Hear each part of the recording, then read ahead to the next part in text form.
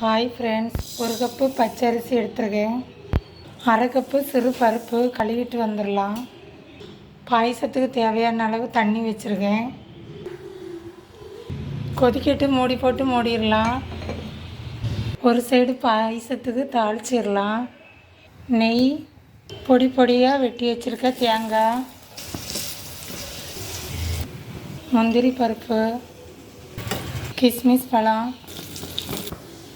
எல்லாம் பொரிஞ்சிச்சு எடுத்துடலாம். நல்லா வெந்துட்டு கிளறி விட்டுக்கிடலாம். நல்ல சர்க்கரை, 1/4 கிலோ சர்க்கரை போட்டிருக்கேன். சுக்கு பொடி, ஏலக்காய் பொடி, நெய்யில் தாளித்ததை கொட்டிடலாம்.